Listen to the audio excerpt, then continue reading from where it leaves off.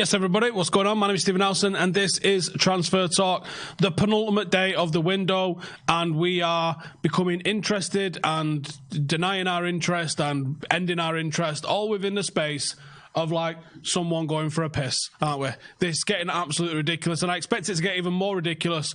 And I would say right up until 5 o'clock tomorrow, but do you know what? It's not going to be up until 5 o'clock tomorrow. It's going to be up until midnight tomorrow, because that's how long it takes for all of the dust to settle and everything. And then do you know what?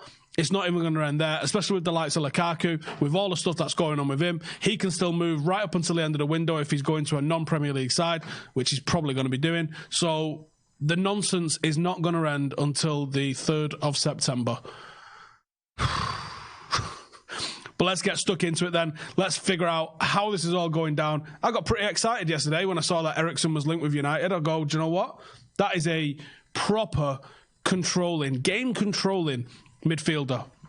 Someone that'll dictate the tempo. Someone that will bring genuine quality to United's midfield. And then Chips pissed on all morning as it becomes clear that United are saying that we're out of it. But what I will say is a little bit of a caveat that I don't go totally, we are definitely not having this. We are definitely out of the mix with this one.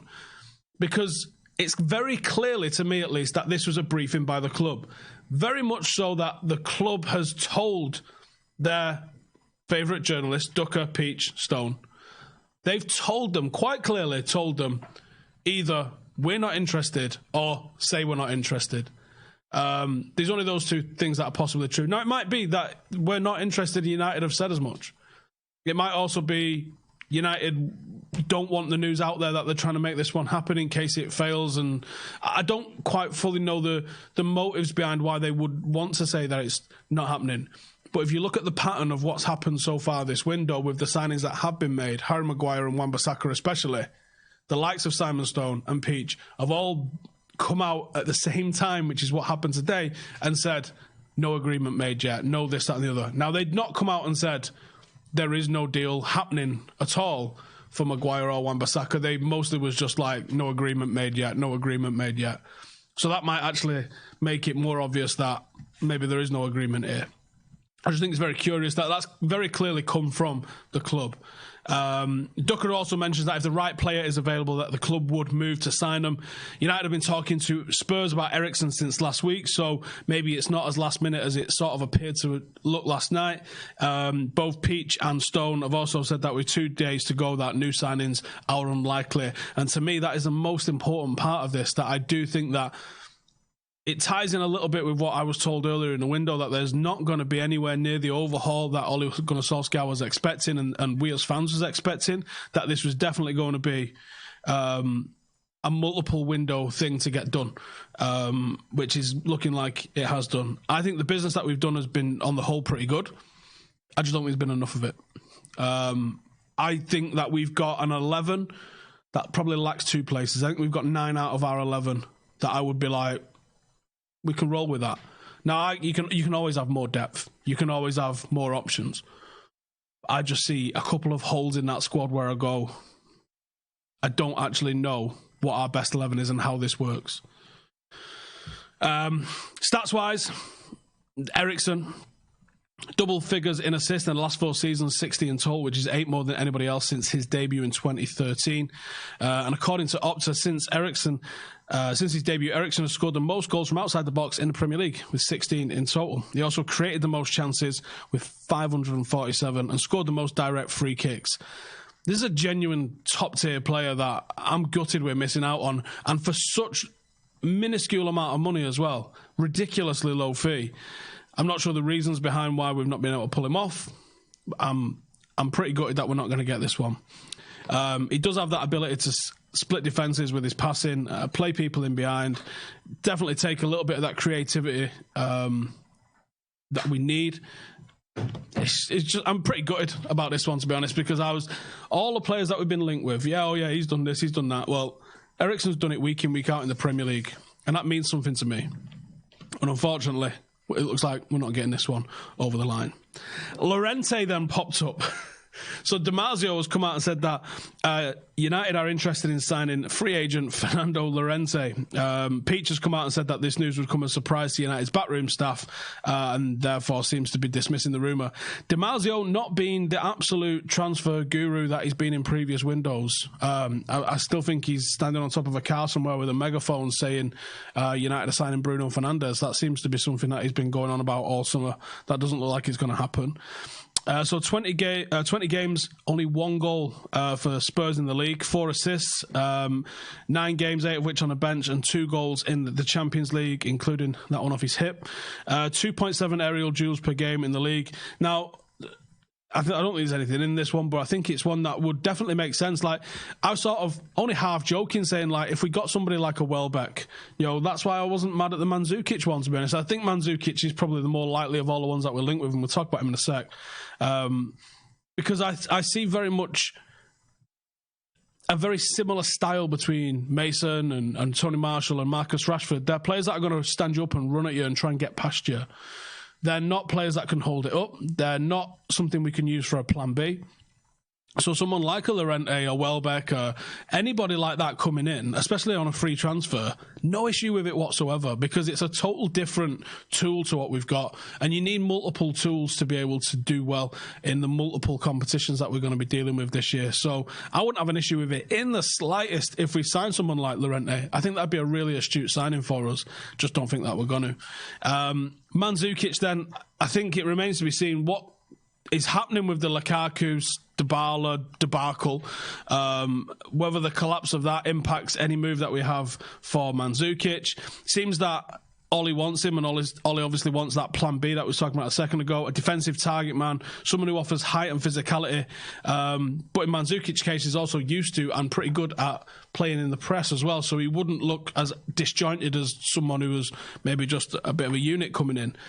He got 9 and 6 assists, just over 2,000 minutes of football in the league. Defence from the front, 1.5 tackles a game and 0.6 interceptions per night, which is not bad numbers in the grand scheme of things. Cheap target man. They're talking around about £6 million, which is absolutely bananas, and I would definitely jump at the price. If we can get that over the line, I could call that an all-right window. We've addressed 2 first-choice players that we've not done in previous windows, where we bring in 2 actual first-choice players. And we brought someone who's a little bit of a plan B. That's good for me. I'm be like, yeah, all right, sound. That's not a bad window. I still think we need a midfielder. And even if that's Sean Longstaff, which looks like it's long dead by now, even if that was Sean Longstaff, it gives us a bit of an option in there, because I look at our midfield at the moment and I go, that's just not good enough. You've got to address the weak points in a team. You can't strengthen your strong points. You have to address the weaknesses in your team, and midfield is a weakness for us. In terms of the outs, then, Lukaku, I think this is going to end really bitter. I'm devoed at the way this has ended, because I was so excited at Lukaku coming. And the stats on him as a clinical striker are out there. Now, a lot of people go, oh, he's not clinical. No, the very definition of clinical, he is a clinical striker. The issue with him is his movement outside the box, his first touch at times, and how he links in with the rest of the team, which he put a load of timber on for the World Cup. I don't know who thought that was a good idea, but it clearly affected his play. Because in the first season at United, 27 goals, perfectly respectable number of goals to return. In the second season, he was awful. It was just pure awful. Jose went, he supposedly fell out with Paul Pogba. Doesn't look like he's got any friends in the team. And the unprofessionalism from him over the last 6 or 7 weeks has been an absolute piss take, and I can't wait for him to go now. What he did with the running stats and stuff like that's confidential shit. In terms of, people go, oh, it's only fucking running numbers, isn't it? Don't you think the club doesn't publish that stuff for a reason? If you're playing against Manchester United now, and why do you think Bielsa's sending people to go and spy on training and stuff? Any information like that, which you can get, is something you can use against us. Now, if you know, and you now know that Luke Shaw is the slowest player in Manchester United's side, if you're Arsenal and you've just bought someone fast in Pepe, are you going to try and devise a game plan that exploits the weakness that is Luke Shaw in that back four? Well, Lukaku give them that information. Because on the face of things, most people, myself included, would have said, I wouldn't have thought Luke Shaw was the slowest player in our team. I'd have probably said Juan Mata. The fact that it's come out like that, that's a weakness that can be exploited. He's been so unprofessional. He's been a dick. And I can't wait for him to go. And I was talking to somebody last night and I was saying, like, I don't know if he's had permission to do this, to be seen going Anderlecht.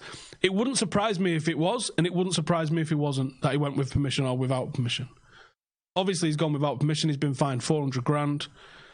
The unprofessionalism of the guy, the stuff that, to be continued with his agent sitting there sulking on pre-season tour, just fuck off now. Honestly, like, everyone's getting a real momentum going. There's a proper feel-good factor about the club at the moment.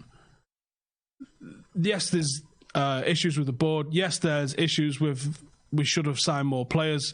We've not had the overhaul we want. Yes, there's Deadwood. But overall, as a United fan, I feel pretty confident going into the season. But this Lukaku shit's leaving a real bad taste in my mouth. So the Athletic said that he was only meant to spend one night in Anderlecht to partake in training there, and he stayed for more than that. It wasn't sanctioned, and then he's been fined. 400 grand is the rumour. Club have demanded that he come back. I think that was a 2-word answer that he probably sent back to them. The Athletic also come out and saying that Lukaku hasn't spoken to Solskjaer since he was warned about his social media interactions. I'm assuming the Luke Shaw thing, which was deleted. He's instructed his agent to oversee all communication with the club. He feels that Solskjaer has indulged Pogba despite comments wanting to leave, and feels his own professionalism has hindered his time to partake in pre-season with another club. I'm going to read that again because that's fucking astounding. He says, feels Solskjaer's indulged Pogba. Now, he might have had a point on that part of that phrase alone. Has he indulged Pogba? Yeah, he might have done. But do you know what? Since he come back for pre-season, he said the stuff when he was away with France, yeah, and I didn't like it. But since he's come back from pre-season, there hasn't been a comment, there hasn't been a social media post, there hasn't been a question about his attitude in training or matches, where I think that Paul Pogba's not committed. Even if behind closed doors he is still trying to engineer a move away, I don't see Paul Pogba making the sort of moves that Lukaku's making. And then this bit takes the piss. Feels his own professionalism has hindered his time to partake in pre-season training with another club. You literally said you would want to sign for the fucking Lakers in another sport than stay here.